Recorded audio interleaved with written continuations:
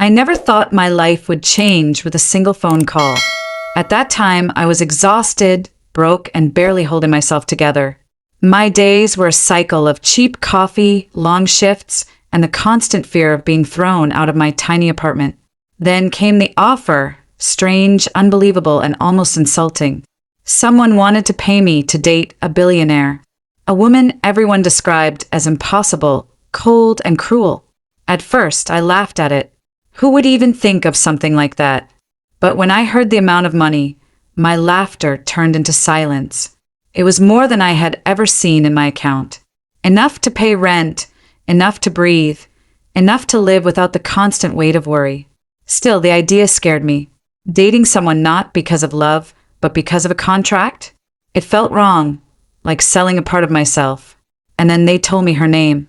The billionaire with a reputation darker than her tailored suits. People called her grumpy, heartless, untouchable.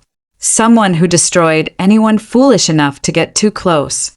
They warned me she wasn't looking for romance. She just needed someone to stand beside her. Someone who wouldn't run away. I should have walked away. I should have said no. But something inside me whispered to try, even if it meant stepping into a world where I didn't belong. That was the beginning of everything. The night I agreed to be paid to date a grumpy billionaire. I remember the night the offer came to me. The world felt unbearably heavy on my shoulders, and I had reached a point where even breathing seemed like a task. My apartment was falling apart, leaky pipes, peeling paint, and a landlord who reminded me every other day that rent was due. My bank account had dipped so low that even buying bread felt like a luxury, and I was behind on bills I couldn't dare to open. My job wasn't enough. It never was. I was tired, bone tired, the kind of tired that seeps into your bones and convinces you that maybe life will never get better. I wanted to dream, to live freely, to love, but those things felt like luxuries reserved for people who didn't have to count pennies to survive. That night, the phone call came. A man I barely knew told me he had a proposition. His words were calm, deliberate, and filled with a strange kind of certainty. He said he represented someone powerful, someone rich beyond imagination, someone who lived in a world so far removed from mine that it almost felt like fiction. His client was looking for something unusual, not a business deal, not a friend, not an employee in the usual sense. She was looking for a date she was willing to pay for. At first, I thought it was a sick joke, another scam targeting desperate people. I even laughed, though it came out hollow and cracked. But the man didn't waver. He spoke of contracts, of terms, of money I could never dream of. The number he offered stunned me into silence. It wasn't just enough to pay rent. It was enough to wipe away my debt, to buy myself time, to live like a human being instead of a machine just grinding for survival. The temptation was instant, sharp, and almost shameful. My pride screamed at me to hang up, to say I wasn't someone who could be bought. But another voice, quieter but heavier, whispered, "When was pride ever going to pay your rent?" I sat there with the phone pressed to my ear, listening as he explained that this woman, this billionaire, didn't want love. She didn't want commitment. She didn't even want passion. She just needed someone to be by her side, someone who wouldn't betray her, someone who would play the part without asking questions. And the most important part of his warning was the way he described her. Difficult, impatient, cold. "She is not easy to be around," he said in a tone that was both cautious and apologetic. "She has driven away everyone else. Don't expect her to be warm. She doesn't trust easily and she won't trust you. She is grumpy, to put it lightly." I imagined her then, some powerful figure in a sharp suit, sitting behind a desk made of glass, her face stern and unreadable, her eyes sharp enough to cut through steel. I pictured her life, expensive, controlled, lonely. What kind of woman needed to pay someone just to be by her side? What kind of heartache made someone that guarded? The thought made me curious, and that curiosity scared me. The man assured me I didn't need to worry about the details yet. I only had to agree to meet her once. A simple introduction. No promises, no contracts until I saw her with my own eyes. I hesitated. My heart pounded so loud it felt like the sound was filling the room. Every logical part of me screamed no. But the truth was undeniable. I needed the money. I needed a chance to breathe. And maybe, deep down, I needed something to shake me out of the dull, lifeless routine I had been trapped in. So I said yes. My voice trembled, but the word left my mouth. Yes. After that, everything moved quickly. A car would come for me the next evening. I was told to dress well, though nothing too extravagant. She doesn't like people trying too hard, the man warned. That detail stuck with me. For some reason, it made her sound more human, less of an untouchable figure and more like a woman who simply didn't want to be lied to. I spent that entire night restless, pacing around my tiny apartment. I pulled clothes from my closet, throwing them onto the bed, hating each one. Nothing I owned felt worthy enough for a billionaire's gaze. I imagined her judging me, her sharp eyes noticing every wrinkle, every flaw. I told myself not to care, that this was just a job, nothing more, but my heart didn't believe my brain.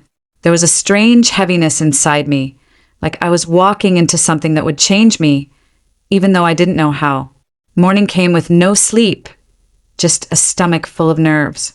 I drank bitter coffee and forced myself to eat a slice of toast, though it tasted like paper. I stood in front of the mirror for too long, practicing smiles that didn't look as nervous as I felt. For hours, I questioned if I was making the biggest mistake of my life, but the thought of the money kept me from backing out. Evening arrived, and with it, the car. A sleek, black vehicle waited outside my building, so out of place against the cracked sidewalks and broken street lamps of my neighborhood. The driver didn't smile when I climbed in. He didn't speak either, only nodded once and started the engine. I pressed my palms together, sweating despite the chill in the air, and watched the city blur by. With every passing streetlight, I felt myself being carried further from the world I knew, into something darker, richer, and far more dangerous. I kept asking myself what I had agreed to, who this woman truly was, and what would happen when our eyes met for the first time. That was the night I took the first step into her world. The night I agreed to be paid to date a grumpy billionaire. The car ride felt endless, yet my heart pounded as though it couldn't wait another second. The city lights slipped past in streaks of gold and white, reflections bouncing across the tinted glass, and I wondered if she was already waiting for me, already regretting this arrangement before it even began. My palms were slick with sweat, and I kept smoothing them down over the fabric of my dress, wishing I could hide the nervous tremble in my hands. Every second dragged me closer to her world, a world I didn't belong in, a world that seemed too polished for someone like me, someone with worn-out shoes and a bank account constantly threatening to collapse. I told myself over and over again that this was just a meeting, just one night, and if it went badly, I could still walk away. But there was something inside me, some quiet voice that whispered, "This is the beginning of something you won't be able to run from." The car finally slowed, and when I looked out the window, my breath caught in my throat. Her home, or maybe palace, rose before me like something out of a dream. Tall gates, sharp and commanding, opened silently to let us through. The driveway seemed endless, lined with perfect trees and lit with soft golden lamps, the kind of detail that spoke of someone who never had to worry about cost or effort. When the car stopped in front of the massive entrance, I felt small, like a child stumbling into a place where she didn't belong. The driver didn't look at me as he opened the door, and my legs felt like they weighed bricks as I stepped out into the cold air. The doors opened before I even reached them, and a woman in a tailored uniform greeted me with a professional smile. She didn't ask my name. She already knew it. "She's waiting in the lounge," the woman said softly, gesturing for me to follow. I nodded, unable to form words, and stepped inside. The interior was breathtaking in a way that made me want to cry.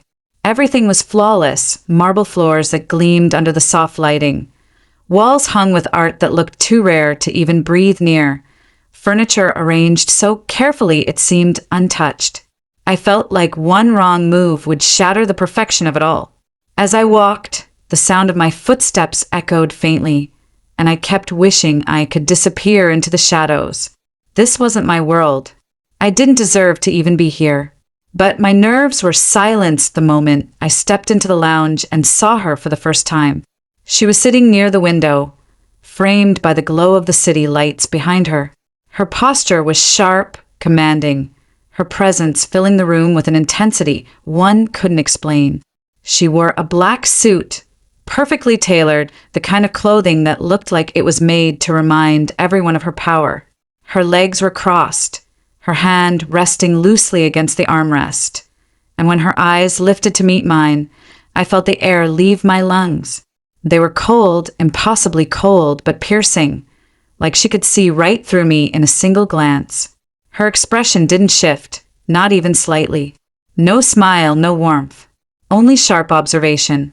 "You're late," she said finally, her voice low and smooth, but carrying an edge that cut straight into me. I stammered, trying to explain that the car had arrived on time, but she lifted one hand, silencing me instantly. "Excuses are boring," she said. "Sit." The word wasn't a suggestion, it was a command.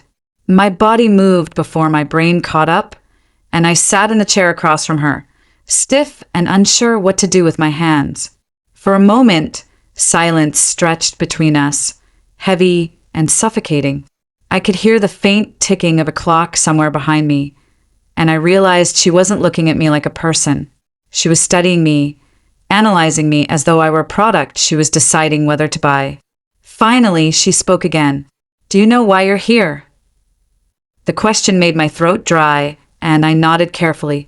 "Yes, to accompany you." Her eyes narrowed, and I thought she might laugh at how clumsy my words sounded. But instead, she leaned back in her chair, tilting her head slightly as though trying to decide if I was worth her time. "You don't look like the type who belongs here," she said, her voice steady, almost bored. The words stung, even though I knew they were true. I didn't belong here. I didn't belong in her mansion, in her world, in her presence. My dress felt cheap under her gaze, my skin prickling as though every flaw had been dragged into the light. I tried to answer, but my tongue felt heavy, so I said the only thing I could. "I don't." Her eyes flickered, just for a second, something unreadable crossing them before disappearing. She leaned forward then, resting her elbows on her knees, her hands clasped loosely together. "Then why are you here?" The honesty slipped out before I could stop it. "Because I need the money." I expected her to mock me, to dismiss me, to tell me I wasn't worth her time. But instead, she sat back again, and something in her lips curved slightly, not a smile, but something close to it. "At least you're honest," she said softly, almost to herself. That moment lingered in the air between us. I didn't know what it meant or why it seemed to matter, but the sharpness in her eyes softened by the smallest fraction. She asked me a few more questions then, not personal ones, but practical. My schedule, my ability to travel, whether I had the patience to handle being by her side. Her words carried no affection, no warmth, but her presence was magnetic in a way I couldn't understand. She intimidated me, yet I couldn't look away. She was everything I had imagined, grumpy, cold, impossible. And yet there was something in the air, some faint flicker of curiosity, like maybe she didn't hate that I was sitting in front of her. When the meeting ended, she rose gracefully, taller than I expected, her figure commanding and elegant. She didn't shake my hand, didn't thank me. She only said, "The driver will take you home. You'll hear from me if I decide to keep you." It wasn't kindness. It wasn't even interest. But as I followed the woman in the uniform back through the hallways, my heart wouldn't stop racing. I had been judged, measured, and left hanging in the balance. Yet, instead of relief that it was over, I felt something else, something restless, dangerous, and far too curious. I told myself it was only the money. But deep down, I knew that wasn't the whole truth. The next few days were a blur of restless thoughts and questions I couldn't answer. I kept replaying every moment of that first meeting in my mind, Her cold stare, her sharp words, the way her presence seemed to silence the air around her. I told myself it was just a job, that if she called me again, I would accept without hesitation because the money was too good to ignore. But beneath that practical reasoning was a gnawing curiosity I couldn't shake. I wanted to know more about her. I wanted to understand why someone with everything the world could offer still looked so lonely, so untouchable. I tried to push those thoughts away, but they returned again and again, growing stronger with each passing hour. When the call finally came, my heart lurched so hard I almost dropped the phone. The voice on the other end simply said, "She wants to see you again. Tomorrow evening. Be ready at 6. No explanation, no details. Just an order, and then the line went dead. I spent the entire night awake, nerves buzzing in my veins, wondering what she had seen in me that made her decide to keep me around. By morning, I had convinced myself she would send me away after the second meeting, that she had only called me back to make it clear I wasn't enough. But part of me, the part one hated admitting existed, hoped she had felt something, some tiny flicker of connection, even if it was only curiosity. When the black car came again, I felt the same wave of dread and wonder wash over me. The driver was silent, the ride smooth, and once again I found myself stepping into her mansion, a world so far removed from mine it might as well have been a different planet. This time, she wasn't waiting in the lounge. I was led to a dining room with ceilings so high I felt like I was walking into a cathedral. She was already seated at the far end of a long polished table, a glass of red wine resting near her hand. Her gaze lifted when I entered, pinning me in place like a butterfly caught in glass. "You came," she said simply, her voice carrying no warmth, yet it wasn't as cutting as before. I nodded, unsure what else to do, and took the seat offered to me by the uniformed woman who seemed to hover at her command. The food was served, dishes so delicate and expensive I barely recognized them. My hand shook slightly as I picked up the silverware, too aware of her eyes on me, studying my every move. For several minutes, we ate in silence, the clink of cutlery echoing through the massive room. I felt like I was on trial, every gesture a test I didn't understand. Finally, she spoke. "You don't talk much." The words startled me, and I nearly dropped my fork. I forced a small laugh, awkward and nervous. I just don't know what to say to someone like you." Her brow arched, and for the first time I thought I saw the faintest curve of amusement at the corner of her lips. "Someone like me?" she asked, leaning back in her chair, her glass turning slowly between her fingers. I swallowed hard, feeling the weight of her question. Powerful, important, intimidating. The words slipped out before I could stop it, and for a moment I thought she would dismiss me with the same coldness as before. But instead, she held my gaze steadily, and something in her eyes shifted, the sharpness softening for just a fraction of a second. "Intimidating," she repeated, almost like she was testing the taste of the word. She set her glass down with deliberate calm, her eyes still on me. "Good. Fear keeps people honest." I didn't know how to respond, so I just nodded, though inside I felt a pang of sadness. Was that what her life had become? Surrounded by people who feared her, who never dared to be real. Maybe that was why she had to pay someone like me, to strip away the lies and get something raw, unpolished, unafraid. I didn't dare ask her, but the thought clung to me as we continued the meal. Later that evening, we found ourselves in one of her private lounges, a smaller, more intimate space than the vast rooms I had seen before.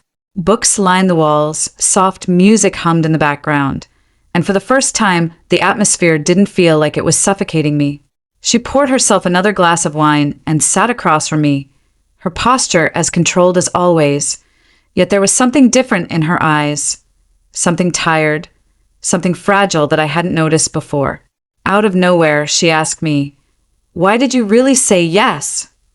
Her voice was quieter than usual, almost cautious. I hesitated, my hands curling in my lap. The truth pressed against my lips, heavy and undeniable. Because I needed the money, I admitted, my voice small. She studied me for a long time, her expression unreadable. Then she gave a short nod, almost approving. At least you don't pretend, she murmured. Silence fell again, but this time it wasn't heavy. It felt different, like we were sitting on the edge of something unspoken. I found myself staring at her hands, at the way she held her glass with such precision, at the faint scars on her knuckles, as though she had lived a life far more violent than her polished world suggested. My curiosity burned hotter. I wanted to ask about her life, about the stories buried behind her grumpy facade, but I didn't. Not yet. Instead, I simply watched her, and for the first time, I thought I saw loneliness flicker in her eyes. When the night ended, she dismissed me with the same clipped words as before, but this time there was no sharp edge to them. You'll hear from me, she said, standing tall, her figure silhouetted against the dim light of the hallway. As I walked back to the car, my chest ached with emotions I couldn't name. I told myself it was just the strangeness of her world, the way it pulled me in and unsettled me. But deep down, I knew it was her. Something about her, cold and grumpy and impossibly guarded, had hooked itself into me, and I wasn't sure I wanted to be free. The third meeting came faster than I expected. I thought she might take her time, leave me hanging on the edge of doubt. But only 2 days passed before the call came again. She requests your presence, the voice on the phone said, as though it wasn't a choice at all but an order written in stone. I didn't even try to say no.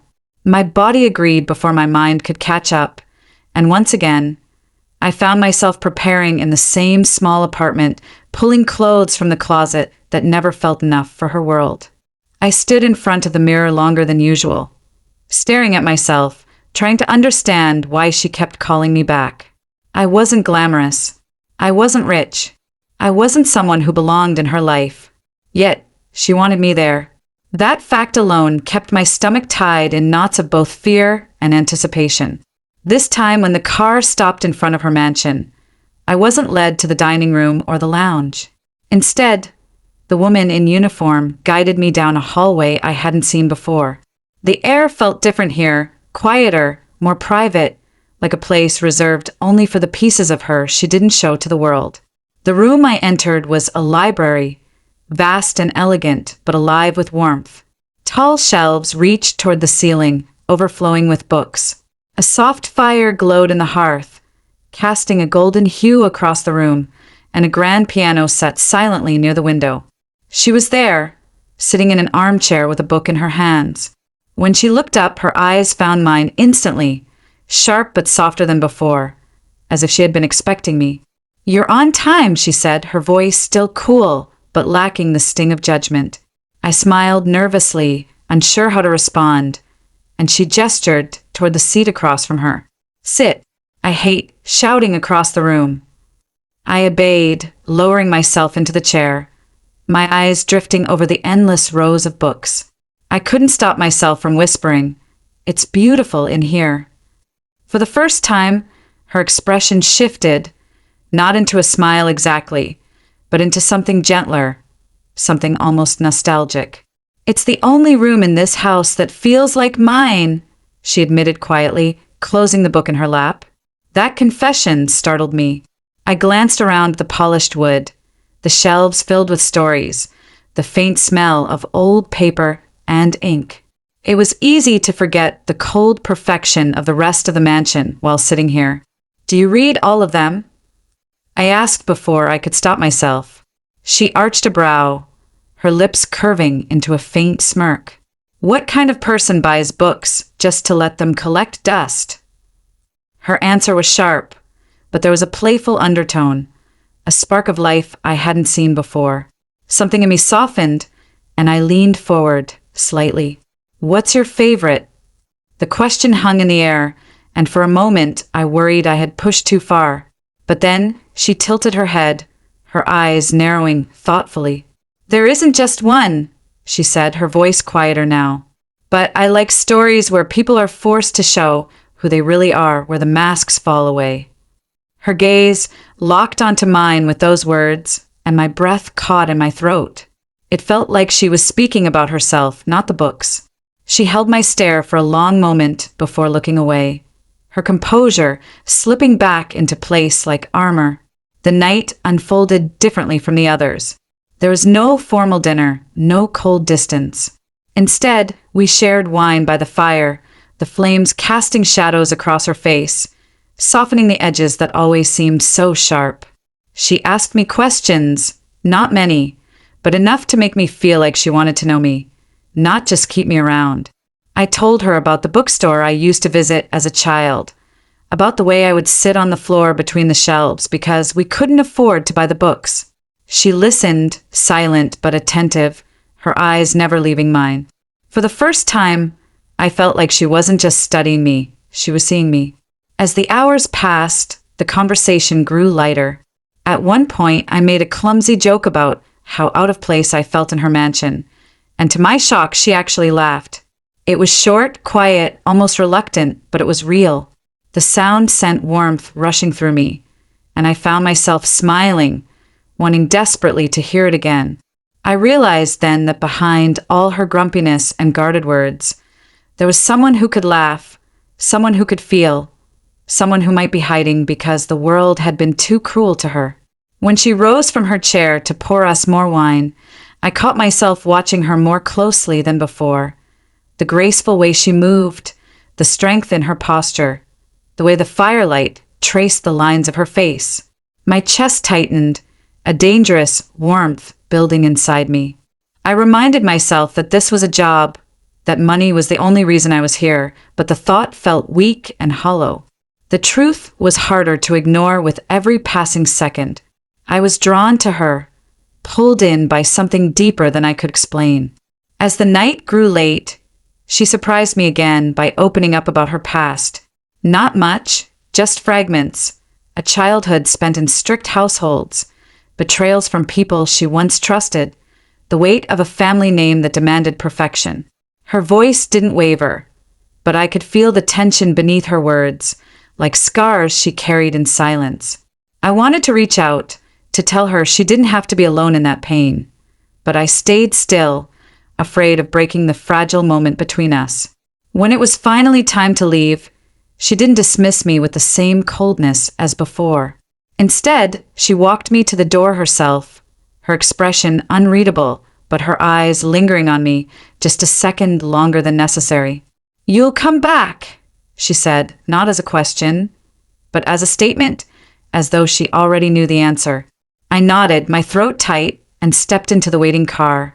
The ride home was filled with silence, but inside me, everything was loud. My heart raced, my thoughts tangled, my emotions pulling in directions I didn't want to admit.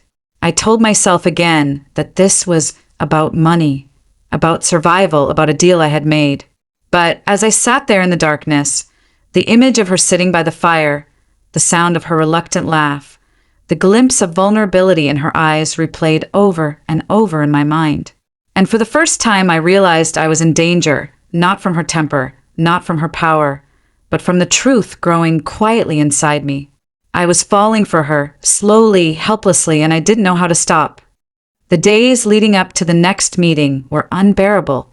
I tried to distract myself with ordinary routines, grocery shopping, cleaning my apartment, scrolling aimlessly on my phone, but nothing worked. My thoughts always drifted back to her. I remembered the sound of her laugh, faint but real, the way her eyes had softened when she spoke about her past, the warmth of the firelight reflecting against her face in that library that felt more alive than the rest of her house. I told myself again and again that I couldn't let myself get carried away, that this was still an arrangement built on money, on necessity, not on love. But no matter how many times I repeated those words in my head, my heart refused to listen. Something in me had already shifted, and I couldn't undo it. When the call came again, I didn't hesitate. I agreed instantly, my voice steadier than before, though my chest was pounding. This time, the car didn't take me to her mansion. Instead, the driver explained we were meeting her at one of her private offices in the city. The building was a towering glass structure, sleek and intimidating, reaching so high it seemed to slice into the clouds. My throat tightened as I stepped inside, the lobby filled with polished stone and men in sharp suits, moving with purpose. I felt small, out of place, like an intruder in a world built for people far more powerful than me. Yet when I entered the private elevator and it carried me upward in silence, a strange calmness began to spread through me. I wasn't just here for the money anymore. I wanted to see her, to feel that magnetic pull again, even if it tore me apart later. When the elevator doors slid open, she was waiting. She stood near the wide windows of her office, the city sprawling out below her in endless lights and movement. She looked different here, still powerful, still guarded, but sharper somehow, more like the version of herself the world saw, the version she used to keep everything and everyone at a distance. Yet when her eyes found me, something flickered in them, brief, fleeting, but there. She gestured for me to come closer, her lips pressing into a faint line. "I had a long day," she said simply, her voice carrying exhaustion beneath its strength. I nodded, not knowing how to respond, but I followed her gesture toward a seating area near her desk.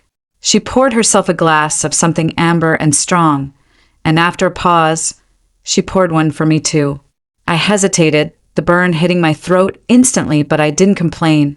She sank into the seat across from me, her posture still perfect, her face unreadable, but her eyes lingered longer than before, traveling across my face like she was searching for something she hadn't decided whether to like or hate. The silence stretched between us, heavier than the others we'd shared. I tried to fill it, to say something light, something that might ease the tension. "You look tired," I murmured, then immediately regretted it, fearing she would snap at me for daring to say such a thing. But instead, she let out a quiet sigh, setting her glass down with care. "I am," she admitted. The honesty surprised me. For a moment, I forgot the carefully constructed walls she always carried, and I saw her as just a woman, exhausted, burdened, lonely. We talked more that night than we ever had before. Slowly, carefully, she let pieces of herself slip into the conversation.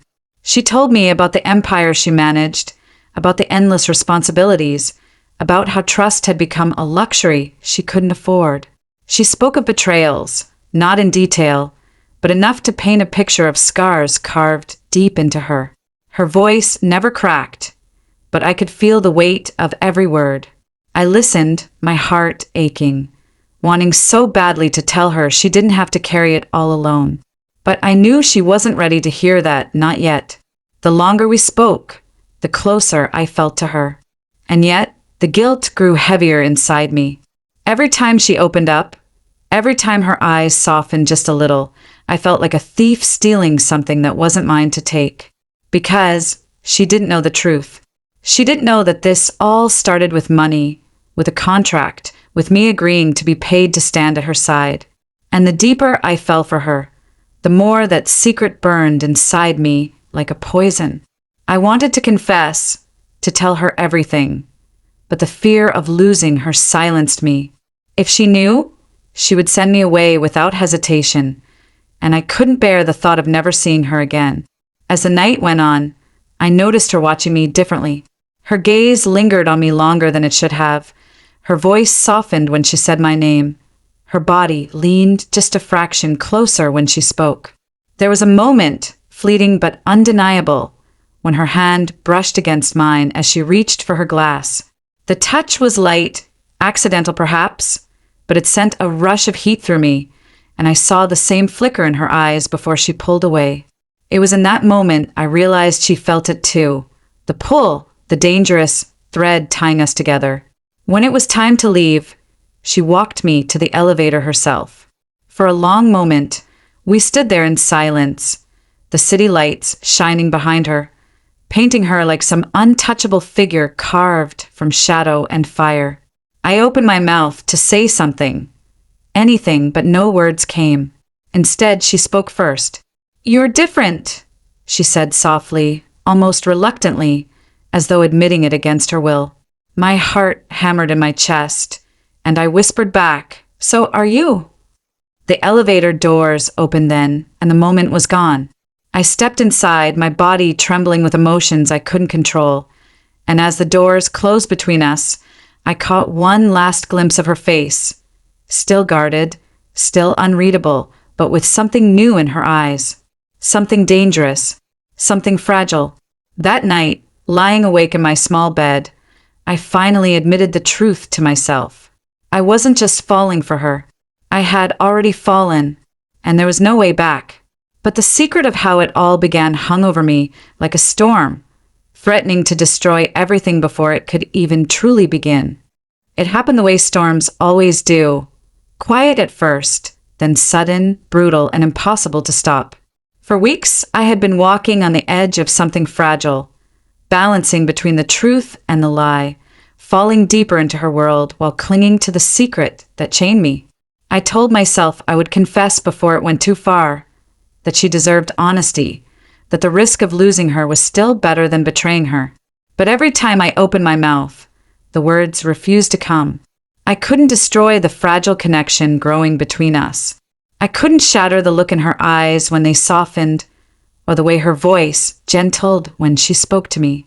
I was selfish, I knew that, but I was desperate to keep her, even if it meant building something on a foundation that could never last. The night everything fell apart began, like so many others. She had invited me to a private dinner, not at her mansion this time, but at a quiet restaurant she had closed off entirely for us. It was intimate, almost romantic, with dim lighting and soft music, and for once she seemed less like the grumpy billionaire who ruled everything and more like a woman who wanted company. We talked about books, about little things that made her laugh, and the distance between us felt smaller than ever before. When her hand brushed mine across the table, she didn't pull away this time. Her fingers lingered, her eyes locked onto mine, and I thought maybe, just maybe, this could become real. But reality has a cruel way of arriving exactly when it hurts most. It was during dessert when she excused herself briefly, leaving me at the table with the silence of the empty restaurant pressing in. That was when a man approached me. I didn't recognize him, but the way he smirked made my stomach twist. He leaned against the table, his voice low and mocking. "So you're the one she's paying for now," he sneered. My blood ran cold. I froze, unable to speak, but he didn't stop. "She always does this, you know. Find someone to play her little games. How much are they giving you to keep her company?"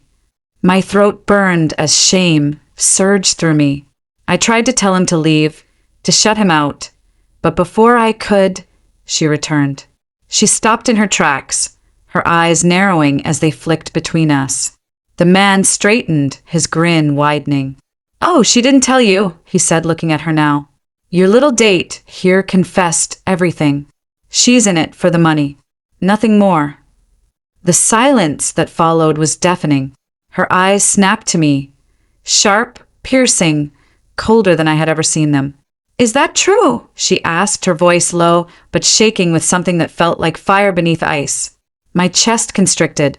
The truth spilled out, clumsy and desperate. "It started that way, yes, but it's not." She cut me off with a raised hand, her lips pressed so tightly together they had turned pale. "Enough." I tried again, my voice breaking. "Please listen. It began with money, but I never expected to." The words tangled in my throat, and I couldn't finish. She stood there, her body rigid, her eyes filled with fury and betrayal. "You think I don't know what people want from me?" she spat, her voice trembling now, not from weakness, but from the force of her anger. "Do you think you're the first? Do you think I haven't seen this 1,000 times?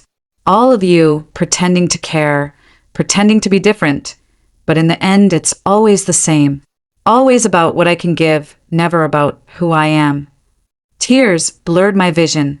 I shook my head violently, my hands reaching toward her across the table. "No, that's not what this is anymore. It started that way, but it changed. You changed it. I love." My words faltered under the weight of her stare. Her face was stone, but her eyes betrayed something darker. Pain, the kind that comes from wounds reopened too many times. She took a step back, her shoulders squared as if bracing herself against a blow. "Don't," she said, her voice cutting and final. "Don't you dare say those words. Not to me. Not now." I tried to stand to go after her, but she turned before I could move, her heels striking the floor with sharp, deliberate steps. The door slammed behind her, the echo ringing in my ears like a final judgment. I collapsed back into my chair, shaking, my chest hollow and burning. The man who had exposed me was gone, vanished into the night, leaving only the wreckage of what he had destroyed. The car ride home was unbearable. For the first time, I wasn't escorted back with quiet dignity. The driver said nothing, but his silence felt different now, heavier, as though he too knew I was finished. When I stepped into my apartment, the walls closed in on me. Everything felt smaller, darker, emptier. I sank onto the floor, my head in my hands, the weight of what I had lost crushing me. She would never forgive me. She would never believe that my feelings had become real. For days I couldn't eat. I couldn't sleep. I replayed every moment between us, every smile, every laugh, every look that had lingered too long. I saw the way her walls had started to lower, the way her voice had softened when she told me pieces of her past, and I hated myself for not telling her the truth sooner. I had destroyed the fragile trust she had dared to give me, and I knew there was no way back. And yet, even in the depths of my despair, I couldn't stop loving her. That was the cruelest part of all. Even as I sat alone in the dark, choking on regret, my heart still belonged to her. The grumpy billionaire who had unknowingly stolen me piece by piece until I had nothing left to give. The silence was the cruelest part. Days turned into weeks, and there was nothing but emptiness where she had once been. No calls, no messages, no sudden invitations in the night. The world I had briefly touched, the glittering world of her power and her secrets, vanished as though I had never been a part of it at all. I checked my phone obsessively, waiting for her name to appear on the screen, even though I knew it wouldn't. Every time I heard footsteps outside my door, I imagined it was her driver, come to collect me again, but the sound always faded into nothing. I told myself to let go, to accept that she was gone, that I had destroyed the fragile thing we'd begun to build, but my heart refused to listen. Every corner of my apartment reminded me of her.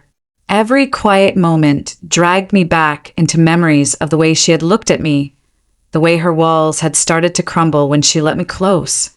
Now all of it felt like a cruel dream I could never return to. At first, I thought anger would come, that I would turn against her for not letting me explain, for condemning me so quickly. But the anger never came. Instead, there was only guilt, a heavy, relentless guilt that followed me everywhere.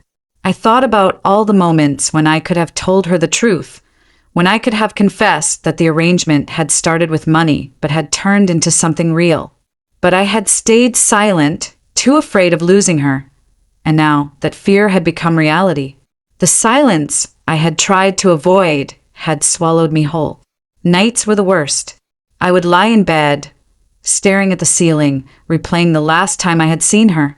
Her voice cutting through me like a blade, her eyes filled with betrayal. The way she had turned away without looking back.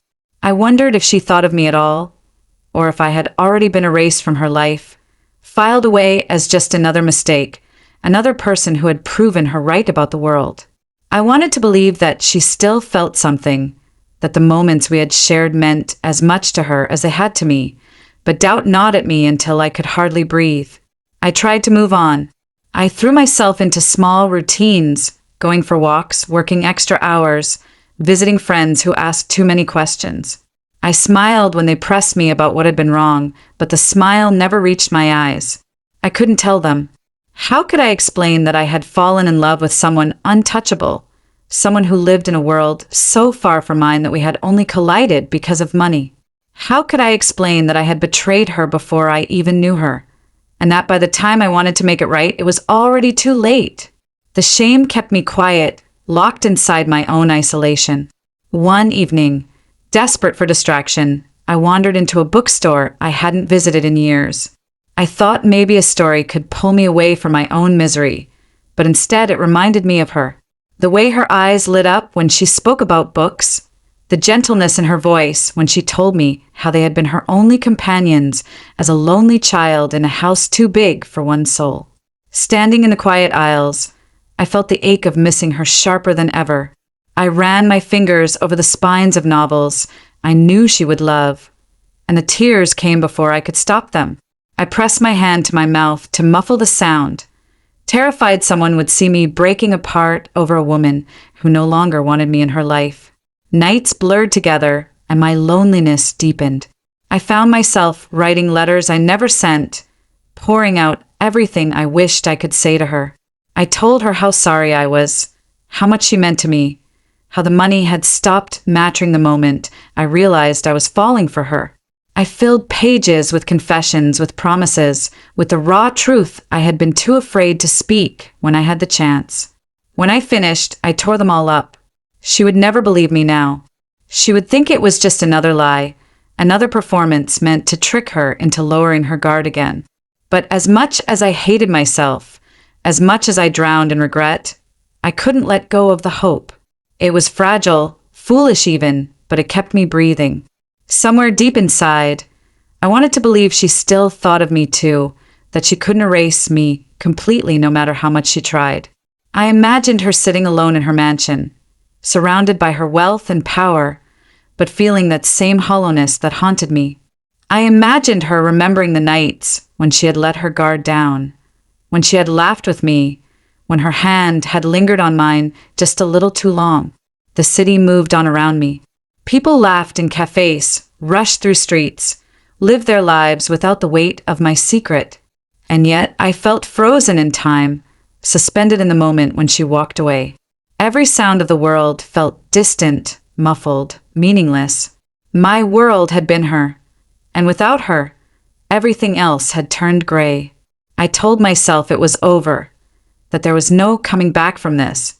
And still, every morning when I woke up, the first thought that came to me was her face, her voice, her touch.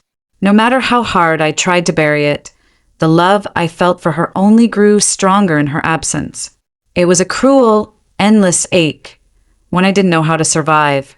And then, when I had nearly convinced myself she was gone forever, something shifted. A message, a sign. It came on a rainy evening when I least expected it. I had been curled up on my couch with a book I couldn't focus on, the sound of rain beating against the window, filling the silence that had become too familiar.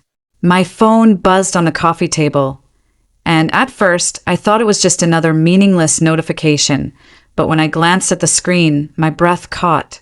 It was her name, just her name, stark and undeniable, glowing against the dark. My fingers trembled as I reached for it.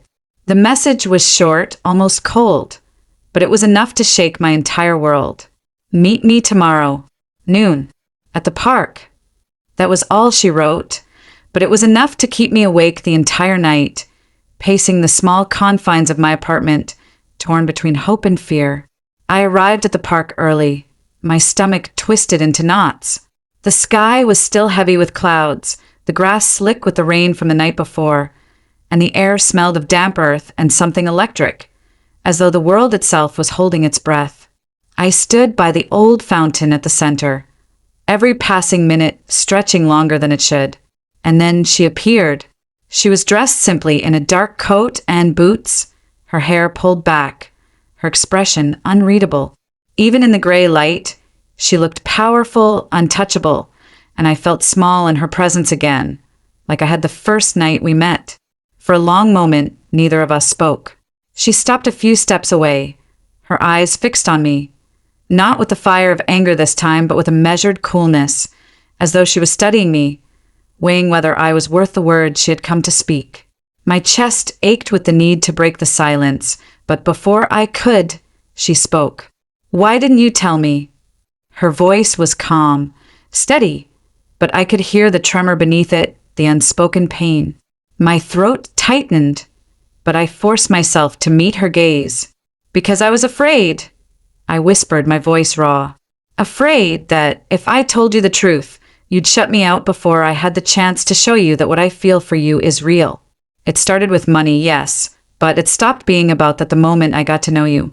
I was selfish. I wanted to hold on to what we had, even if it was built on a lie. Her jaw clenched, her eyes flickering with emotions she tried to hide. Do you know how many people have used me? How many have pretended, lied, manipulated, just to take something from me? And then you. She stopped, her voice cracking for the first time. You were supposed to be different. Tears stung my eyes, but I didn't look away. I am different, I said, my words desperate but honest. I made a mistake, a terrible one, but everything I've felt for you since then has been nothing but real. You make me laugh when I thought I couldn't anymore. You make me feel safe and terrified at the same time. You make me want more than I ever thought I could have. And I know I don't deserve your forgiveness. But I need you to know that what I feel, it isn't a lie. The silence between us stretched again, broken only by the sound of distant traffic and the rustle of leaves in the wind. She took a step closer, her eyes searching mine as if looking for the truth buried somewhere inside me. Do you love me? She asked finally, her voice low, almost fragile. The words slipped out without hesitation, because they had been true long before I had the courage to admit them. Yes, with everything I am. I love you. Her breath caught, just barely, but I saw it. For the first time since everything had fallen apart, I saw her walls crack. She closed her eyes, as if fighting an internal war. And when she opened them again, there was no anger there, only exhaustion, sorrow, and something softer hidden beneath it all. I want to believe you, she said, her voice trembling. God, I want to, but I don't know if I can. I stepped closer, my own body shaking with the weight of everything I was risking. Then let me prove it to you. Not with words, not with promises, just with time. Let me show you every day that it's not about money, not about anything you can give me. It's about you, only you. She studied me for what felt like forever, the storm in her eyes fierce and unrelenting. And then, slowly she reached out. Her hand hovered in the air, hesitant, before finally brushing against mine. The touch was tentative, fragile, but it was enough to send my heart racing. I closed my fingers around hers gently, afraid to hold on too tightly, afraid to scare her away. Her voice was barely above a whisper when she spoke again. If you hurt me again, there won't be another chance. I won't, I promised, my voice breaking with the force of it. I swear. For the first time in weeks, I saw a flicker of warmth in her eyes, a small, fragile light pushing back against the shadows. She didn't smile, not fully, but the tension in her shoulders eased, and I knew something had shifted. It wasn't forgiveness, not yet. It wasn't love returned in the way I craved, but it was hope, a chance, a fragile beginning again. We stood there, hand in hand, as the clouds broke above us, letting weak sunlight filter through. The world seemed to hold still, as if granting us this one moment of fragile peace. And for the first time since she had walked away, I believed we might find a way forward, not perfect, not easy, but real.